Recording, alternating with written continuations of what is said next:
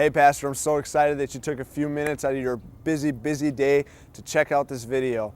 My name's Chris Mancl, and a few years ago when I was at North Central University, God called me to be an evangelist to reach a lost generation of students. My heart is to partner with you, the pastors and the leaders in the church, to reach students and to help train and equip and raise up students in their schools, to go into their schools, to go into their communities and win their friends for Jesus Christ. Here are some clips and some highlights from some recent services. I hope you like it. Check it out. Listen, every eye up here, tonight in this room, every single person, all of us are running the amazing race of life. We are all on a race. We are all in a race. We are all running an amazing race called life. And there's something, as I watched this show, as I was watching The Amazing Race on TV one night, I noticed something about this show. If you want to win The Amazing Race, if you want that $1 million, it's all about who you choose as your partner.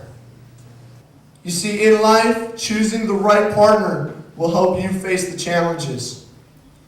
German Silva grew up in a shack, a metal shack with dirt floors. One room is where German Silva grew up, and he was a marathon runner. And in 1994, German Silva entered the New York Marathon Circle of Champions. It is a 26-mile race. And his mom could not even watch the race on television because they didn't own a television. His mother had only seen the television a few times in her life. And he was trained by his best friend, Benji Paredes. And him and Benji, they trained together every day for years to enter the New York Marathon Circle of Champions. They got into the race. Both of them, they were 23 miles. They were stride for stride. They ran right next to each other, stride for 23 miles. 23 miles. And then German Silva started to move ahead. And he noticed something in front of him. He was in the lead. His best friend was right behind him, but he was in the lead. He was in first place, and he looked, and ahead of him there was a pace car. And how many of you know, if you ever watch a marathon, they always have those shots of the runners running towards the camera in the first place, right? And they had one of those shots. There was a cameraman. How they get that shot is they have a cameraman sitting on the back of a car and driving in front of the racers, and they're running towards the car. And German Silva looked at that car, and he set his eyes on that car. He blocked out the people around him. He blocked out his best friend and his partner that was running behind him. He blocked out the crowd on the sides. He blocked everything out. He just kept his eyes on the car. And he looked and he watched and he watched and he watched and he watched the car. He watched the car. And he ran as hard as he could. He was stride. He was in step. He was winning. He was going to take first place. And he ran and ran and ran.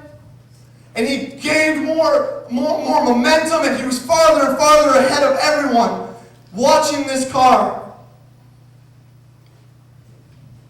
And then the car took a right-hand turn onto 7th Avenue, turning into Central Park. And German Silva took that turn, that right turn, ran into Central Park, and all of a sudden he heard something. He heard a crowd of people. He heard people go, "No! No! No!" And he looked up and he noticed he had made a wrong turn. The pace car had turned off the race, and he turned the wrong way.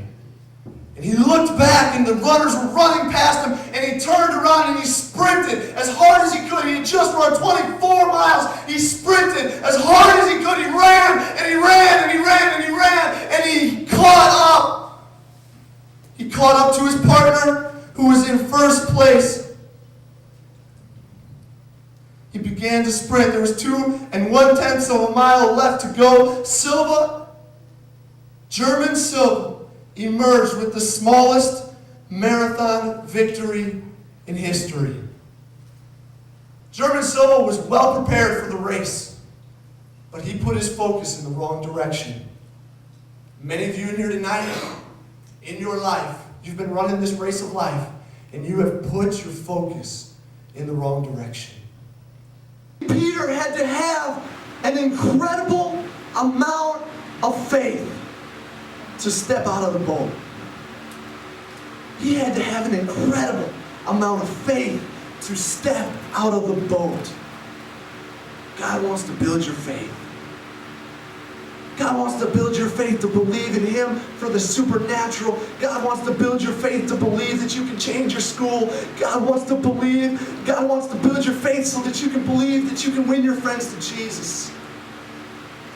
When I was 17 years old, I came into a youth rally just like this. I sat in the back with my arms crossed. I said, I don't want anything to do with God. I hate God. I didn't want anything to do with Him. But that night, God spoke to my heart and He said, Chris, how long are you going to keep running? I said, God, if I'm going to give my life to you, I'm going all the way, Jesus.